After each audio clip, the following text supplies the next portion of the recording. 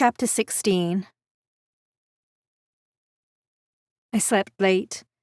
I wasn't sure how I'd managed to fall asleep at all with so many thoughts buzzing around my head, but I felt refreshed enough to confront Fitzroy in the morning. If he refused to give me a direct answer about my future, then I would sneak away from the house and never go back. His avoidance of my questions seemed to be his way of not saying something he knew I'd dislike.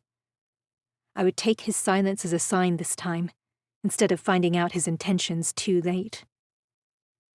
I opened the door to see both Seth and Gus in the corridor, leaning against the wall opposite. "'Bout bloody time you woke up, sleepyhead." Gus's craggy face creased even more with his grin. "We were thinking we'd have to check if you were still alive."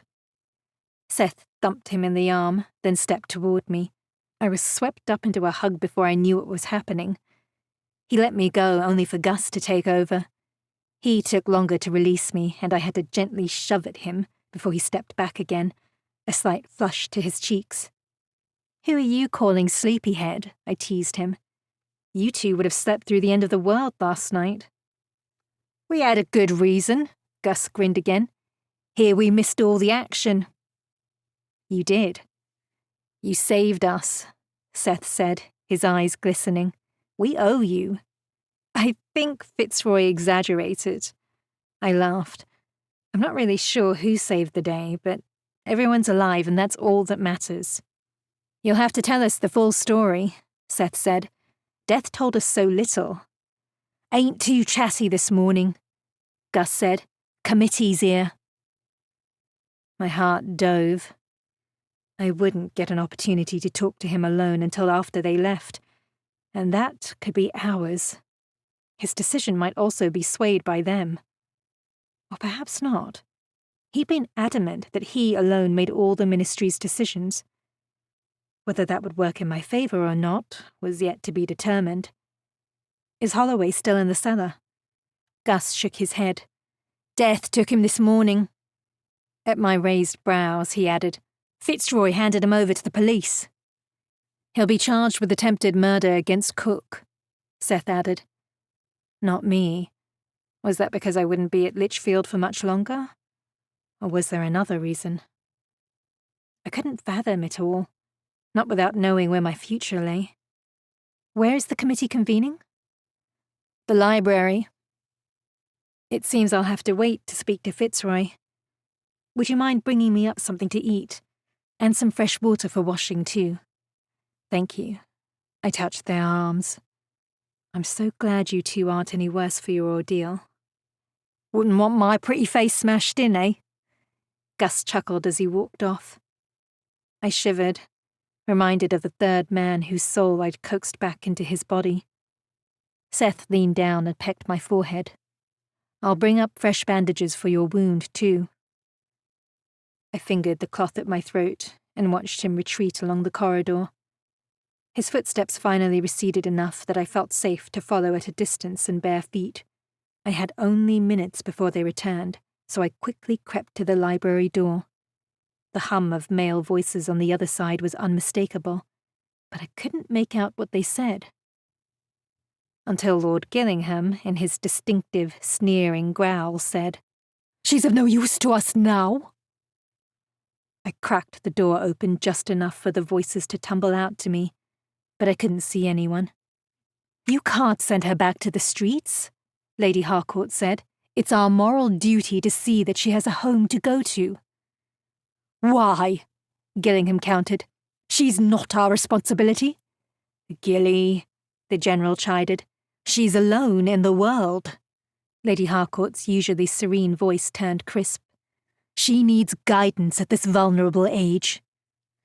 "She's refused your offer of guidance, Julia," General Eastbrook said.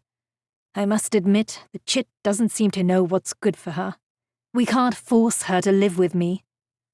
"But why doesn't she want to live with you?" "I don't know." "She's not used to living in a grand household," Fitzroy said. "There are rules and a specific way of doing things, whether she comes to you as a maid or a companion. It'll stifle her, and she knows it. She's used to doing as she pleases." "Then it's time she learned some discipline," Gillingham barked. Lincoln's right, Lady Harcourt said on a sigh. More discipline will send her running away. I don't see a problem with that. Either she takes you up on your offer, or we get rid of her. That's my advice. Get rid of her? Fitzroy asked, tone icy. You know what I mean? No, I don't. The leather of her chair creaked. She's a magnet for madmen. A danger to everyone. Frankenstein may be dead, but there will be others. You know that, Fitzroy. She cannot be allowed to fall into the hands of unscrupulous types who'll use her as a weapon against us. Gilly, are you saying what I think you're saying? The General asked. I am, he said darkly. There's no need to spell it out. Oh God. He meant to have me killed. I sat back on my haunches and blinked through the small gap into the library. My heart had stopped beating. My sore throat ached more. I rose to my feet, steadying myself with a hand on the doorframe. Run. Get away. The round of protests from the other committee members made me pause. Then Fitzroy's voice stopped me altogether. His harsh growl cut through the heated discussion. You won't touch her. None of you. And I will not do your dirty work on this. Is that clear, Gillingham? Someone, Gillingham, made a strangled sound. Is that clear? Fitzroy snarled. Yes, yes. The leather creaked again. Footsteps paced across the floor, but not near the door. Waiting for someone to speak was painful. Then what is to be done with her? Lord Marchbank's calm words broke the tension. Gillingham is right in that she cannot be allowed to fall into our enemies' hands.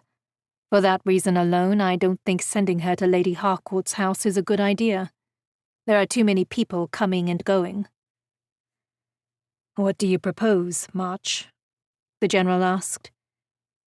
The village near my Yorkshire estate is far from civilization. She'll be out of harm's way there.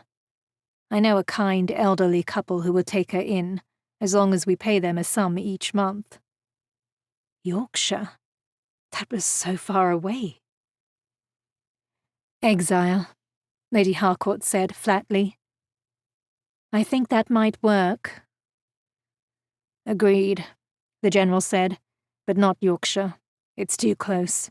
And what if she is seen performing her necromancy? She won't perform necromancy by accident, Fitzroy said. I do think exile is a good idea, Lady Harcourt said, but perhaps in another country. Another country? Why not just send me to the wilds of Africa and let the lions feast on me? Eastbrook agreed with her. Leave it to me. Have her pack a few things now, Fitzroy. She can come with me today, and I'll have her on a ship by nightfall. Today? To where? Fitzroy asked. It's best if you don't know. The fewer people who do, the better. I disagree. An asylum would suffice, Gillingham grumbled. That's where the freaks and deranged go. Hide them away, that's what I say. Does anyone know of an asylum in another country? Somewhere they don't allow visitors, preferably. I gasped, then shut my mouth. I listened for signs that they'd heard me, but none came. Lady Harcourt was speaking again. She doesn't belong in an asylum. General Eastbrook, I like your idea of exile. I trust you have somewhere in mind? I do. Pleasant little island I came across in my time in the army. It'll do nicely, but that's all I'll tell you about the place. Best if you don't know any more. I'll see that she's ready to. No. Fitzroy's tone chilled me to the bone, even as my heart lifted to hear him speak out for me. No, Gillingham sneered. You dare refuse the General's suggestion? If you ask me, she's getting off lightly. I'm not asking you. I'm not asking any of your opinions. Exile is not a good idea in this case. What? Eastbrook exploded. Have you gone soft? Let him speak, Marchbank said. Go on, Fitzroy. What do you propose? You're all correct in that our enemies will try to use her against us, Fitzroy said. That's why we need to keep her close, not push her away. We can't keep her out of their hands if we can't see her. Don't tell me you want to keep her here, the general scoffed. I do, for 2 reasons. To protect her from anyone who would use her, and to study her. Study her? You have gone mad. My sentiments precisely. Study me? As in, subject me to tests and interrogation. I wouldn't be a party to that. No reason an asylum can't do the same thing, Gillingham said. They have effective methods for studying patients. She will remain here, Fitzroy said, where I can keep an eye on her. I'm not sure that's a good idea, Lady Harcourt said. This is a house full of men, for one thing. Gillingham snorted. You're worried about the virtue of a vile little whoring necromancer? My dear lady, there is no need for charity in this instance. The girl is an aberration. That is quite enough, Lady Harcourt snipped. She is a human being and an attractive girl. Living with a group of men is asking for trouble. I would hope, Julia, that you know me better than to think I would allow something unfortunate to befall her under my own roof. Fitzroy's frosty words were followed by silence. The door suddenly opened, and I fell backward onto my bottom.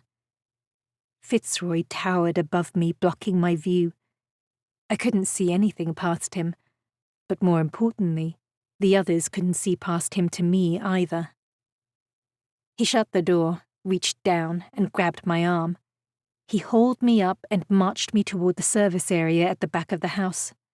His grip was hard but not bruising, but his strides were long and I had difficulty keeping up. He didn't slow his pace as we passed Seth and Gus, carrying trays and linens. They stared at us but didn't ask for an explanation. Perhaps Fitzroy's glower silenced them. He marched me out to the rear courtyard but didn't stop until we reached the orchard, where he finally let me go. I rubbed my arm and glared at him. He glared back. Hear enough? He snapped. I was only there for a moment. Liar. I bristled. Very well. I heard sufficient to know that Lord Gillingham wants me dead. The others think I ought to be exiled, and you want to dissect my brain for science. The corner of his mouth lifted slightly. Surely he couldn't be smiling at me. I had been entirely serious. Your brain will be safe for me. So you have decided. Will they abide by your decision? Yes. The real question is, will you? I blinked at him. It's not as if I have too many other choices. There is always a choice. Then I choose to stay. A few heartbeats passed before he said, You haven't asked me what you'll do here. Very well. What will I do, aside from be your scientific experiment? Be my maid. There'll be a great deal of work. It won't be easy. I require you to dust, mop the floors, do the laundry. I know what a maid does, and I accept the position. I don't expect to live on your charity. I'll work hard. You won't regret the decision. I never have regrets. Lucky you. Don't agree yet. Not without knowing everything. Everything. Are there rooms I've yet to see that are filled with mud? I meant everything about me. I know you'll be difficult to live with. I tilted my chin, daring him to counter me. He didn't. I know you have terrible moods, and I'll do my best to avoid you when you're in a temper. His eyes narrowed. I admit that I have a temper, but I think I'm able to keep it in check. I snorted, earning a glare from him. There is something aside from my temper that you need to know. He crossed his arms and shifted his weight from one foot to the other. Do you recall that man who accosted you the day I set you down in Whitechapel? He's difficult to forget. What about him? I paid him to scare you. My mouth flopped open. Paid him? You mean... I thought back to that night. The brute had mentioned receiving money, and his spirit had accused Fitzroy of tricking him. Bloody hell. I needed you to change your mind and help me find Frankenstein. I needed you to see that you were better off with me than living on the streets. I slapped his cheek as hard as I could. It stung my hand and left a satisfying red mark on his skin, but not enough to quell the rage boiling within me. He tried to rape me. What's wrong with you, that you would do such a thing? I shouted. He merely watched me from beneath long, thick lashes, but his face didn't change, nor did he speak. You killed that man. I pressed a hand to my churning stomach. You stabbed him to death, and yet he had done exactly as you asked. No, he didn't. He went too far. He was only meant to scare you. He succeeded. He wasn't supposed to go through with it and hurt you. Is that so? You thought you could control such a man? Yes, he said quietly. Perhaps it's your fault that he almost succeeded, I snapped. Perhaps he misunderstood you, or were you just slow in reacting and rescuing me? Rescuing? I sneered before he could answer. My God, Fitzroy! I leaned back against the trunk of an apple tree and drew in deep breaths to steady my frayed nerves. How could you? Not only had he paid a monster to scare me, he'd then gone on to kill him. If he was capable of such things, what else was he capable of doing? He didn't speak as I tried to gather my wits. It was impossible to tell what he was thinking with the mask in place, his eyes hooded. He held himself very still, and seemed to be waiting for me to do or say something. Why are you telling me this? I finally asked. So you can make an informed decision. If you choose to stay, that is the sort of person you'll be living with. A cold-hearted killer.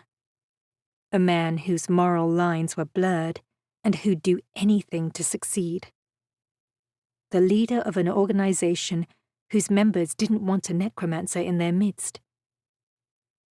Yet he was also a man who'd never failed to protect me, and who'd offered me a safe home among friends. Do you want me to stay? I asked. I want you to make a choice based on the facts.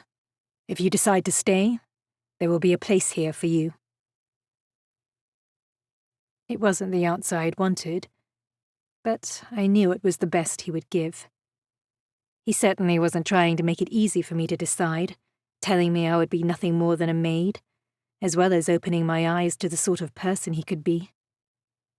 It was an odd way to induce me to stay, and yet I was grateful that he'd been upfront, and that he left the decision to me. I'll give you time to think about it, he said, turning and walking off. I pushed off from the tree. I'll have an answer for you tomorrow.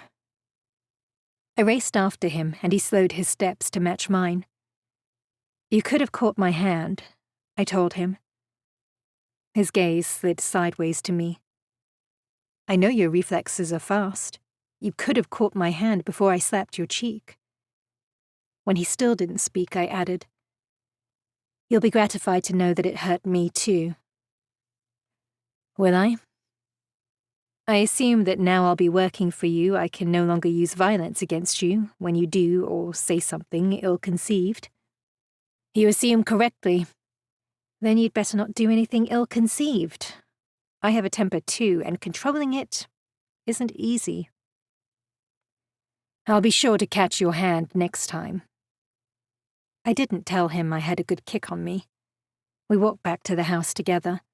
The committee had all departed, and the delicious scent of baking bread wafted out of the kitchen. I was starving. There you are, Seth called from the landing. He came down the stairs and grinned at me. It's safe to come back inside now. The dragons have departed. They're not all dragons, I said, smiling. True enough. Some are snakes. I laughed. Seth's gaze flicked to Fitzroy, and his smile died. "Luncheon will be ready soon." He left us and headed toward the kitchen. Once he was out of earshot, Fitzroy said, "If you remain here, there is only one rule that I require you to abide by." "Don't steal the silver?" "No fraternizing." I arched my brows, then glanced in the direction Seth had gone. I laughed. He was friendly enough, but certainly not in a way that tempted me. I'll cross that off my list of morning chores. Without waiting for his response, I hurried toward the kitchen. It wasn't until I saw Cook, Seth, and Gus chatting quietly near the range that I wondered if Fitzroy was actually referring to me fraternizing with him. I didn't find that notion the least amusing. That afternoon was different to all the others I'd spent at Litchfield Towers. It was as if the four men finally relaxed now that Frankenstein was caught. Well, perhaps Fitzroy wasn't all that relaxed, but the others were. We played some cards after luncheon, while Fitzroy remained in his rooms, but by mid-afternoon, Seth and Gus had grown restless. "There'll be some cleaning for you to do," Cook told them. "The scullery's a pigsty." "We're saving it for Charlie," Seth said with a wink at me. "I haven't given my decision yet," I said. Fitzroy had briefed them on my future and told them he'd given me until tomorrow to decide. Seth and Gus had treated me as a regular member of the household ever since. To them, it seemed natural that I would stay. Perhaps I would, but I wanted to take the full time Fitzroy had given me. I wanted to make a decision with a clear head after thinking through all the implications. I was, after all, giving up my freedom to become a servant. "Want a spar?" Gus asked Seth after he lost all of his beans at cards. "I'm feeling restless." "Sparring will be good.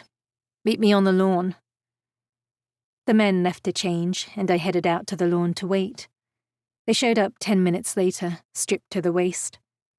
I glanced at the house expecting Fitzroy to storm out any minute and order them to dress when around me, but he didn't. I didn't want the men to change their habits because of me, so I said nothing. I just sat on the grass and watched. They were good, but Seth clearly had the upper hand. I could well believe he'd been a bare-knuckle fighter when Fitzroy had discovered him from his hard punches and nimble footwork. When they finished, they sat alongside me to catch their breaths. Cook brought out tea and cake, and we ate sitting on the grass. I glanced up at the second floor and caught Fitzroy watching us from his window. He turned away, and I waited for him to join us. He didn't come. I tried talking to him that night, but he told me he was busy, and that unless it was urgent or I'd made my decision, he had no time for idle chatter. "All work and no play will make you even grumpier," I retorted. "It's a risk I'm willing to take." He shut the door on me, and I signed a rude gesture at it before going to my own room. I picked up a book and read into the night. As I drifted off to sleep, I wondered if I would be allowed to remain in the guest suite, or be moved to the servants' quarters in the attic if I decided to stay at Litchfield as a maid. The following day, I needed some time alone, away from the house. I'd not seen Fitzroy all morning or afternoon, so I informed the others that I was heading to the cemetery for a while. I promised to return before dusk. The day was warm, thanks to the blanket of clouds smothering the city, and my skin felt damp by the time I reached my mother's grave. No, not my mother. I must stop thinking of her in that way. An ache settled into my chest. She might not be my mama, but she had loved me up until her death. And that's what I would hold on to. I may never find out anything more about my real mother, but at least I'd experienced a mother's love in my childhood. Some children never had that. I sat beside her grave and leaned back against the headstone, my legs stretched out in front of me. I breathed deeply. The sense was so much earthier and cleaner than in the rest of the city. I must have dozed at some point, because I awoke with a start to the sounds of digging. The groundskeeper must be preparing a new grave nearby. Odd, because dusk had already settled. I was about to get up and leave when voices stopped me. "Hurry up!" hissed a man. "We're sitting ducks out here." "You were the one who wanted to come in daylight," said another, also male, but a little deeper than the first. "You want to go wandering around the cemetery at night," the first man snorted. "What does it matter? If you're worried about ghouls, you should be worried about digging up this blighter.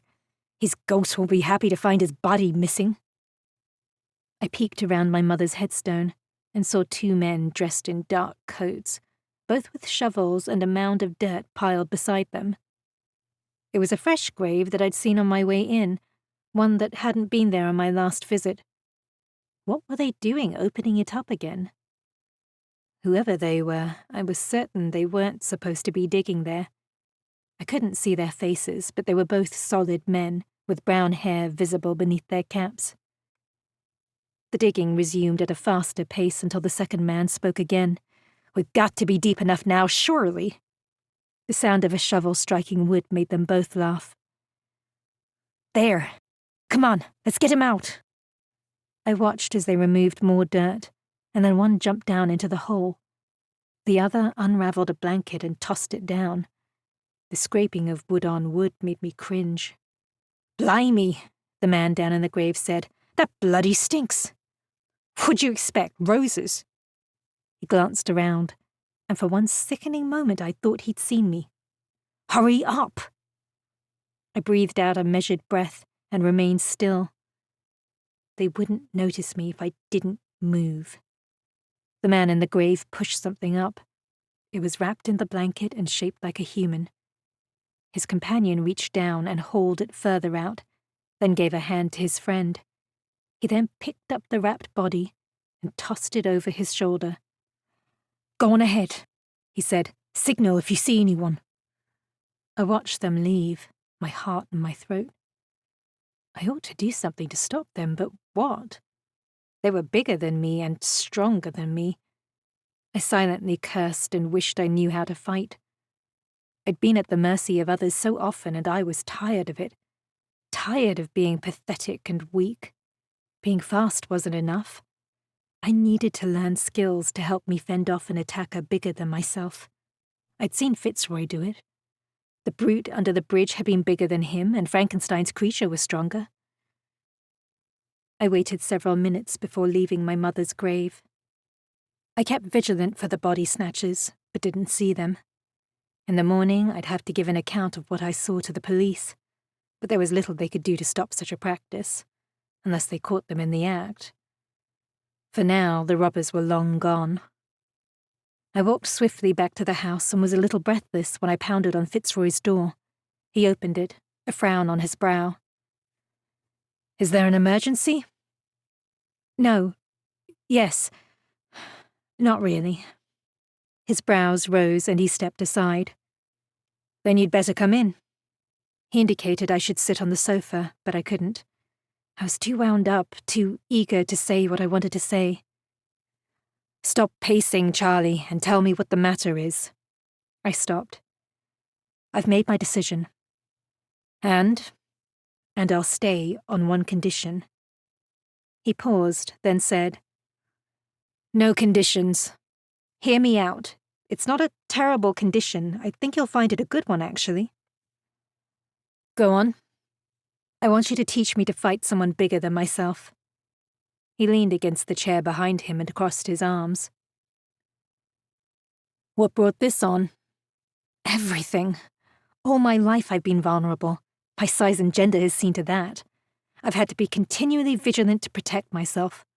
I know how to avoid most situations and I can run away fast, but running becomes exhausting and I don't wish to run away from here. I want to stay, and staying means I must learn to defend myself." A vein in his throat throbbed above his collar. "You won't need to protect yourself," he said quietly. "That's for me to do, if you agree to live here." "I don't want to rely on you, or anyone else. What if you're not home and there is an attack? It happened with Holloway. Or what if you die and I find myself alone in the world again? In your line of work, all manner of unfortunate things could befall you. His eyebrow quirked. You think me incapable of protecting you. I think you're human. I closed the gap between us and clasped his arms. He jerked at my touch, perhaps taken by surprise, but I didn't let go. Please, Lincoln. Please teach me. You can have Seth and Gus oversee my training. No, he growled. I'll do it. I squeezed his arms. His muscles tensed. Is that an agreement? He nodded, then moved away. Maids don't address their masters by their first names, he tossed over his shoulder. You will address me as Mr. Fitzroy or Sir only. I saluted the back of his head. Is that another rule? Yes. So, no fraternizing and no first names. Anything else? I'll let you know as I make them up. His voice sounded amused, as if he were laughing at me, but when he turned to face me, he wasn't smiling. I wasn't sure why I expected him to be. I'd not yet seen him smile, and I wasn't sure what it would take to produce one. Good. Then I'll start tomorrow. Sir. I gave him a little curtsy that almost unbalanced me. You'll do your chores in the mornings, and in the afternoons I will train you. Is that clear? Yes. I beamed. I couldn't help it. This was what I wanted. Being able to fight off an attack was the ultimate form of liberation. I might be about to enter servitude, but I felt freer than I had in years. Oh, I'll have to take some time off to visit the police. Or perhaps you can do it. I bit my lip and cringed. Speaking to the police went against every grain of my being. What if they recognized me as Fleetfoot Charlie, the thief? Is this to do with the Holloway attack? I shook my head. I went to the cemetery this afternoon and saw some grave robbers stealing a body. He stalked across the room to me. Was the grave fresh? Only a day or two old. His lips flattened. This may not be a matter for the police. You're just going to let them get away with it? What if they come back? I'm going to investigate myself. There are two motives for removing a body. The first is medical, to provide doctors with cadavers to use in their research. That's harmless. I'm sure the body's spirit would disagree, and the family members. The second is supernatural. I gasped. To create superhumans like Frankenstein wanted to do. Among other reasons. I pulled a face. I wish I'd followed them now and seen where they'd gone. You did the right thing. Following them would have been dangerous. All the more reason to begin my training immediately. Tomorrow afternoon, I said as I headed to the door. Do not forget, he promised. The frown he gave me as I shut the door was one that I had no trouble deciphering. Resignation. It was the closest thing to an expression he'd ever shown. It would seem he didn't always wear the mask after all. That glimpse into his thoughts made me more determined than ever to see him shed the mask again, perhaps altogether. Now that I was living at Litchfield, I could plan how to draw out more of his expressions and the emotions that underpinned them.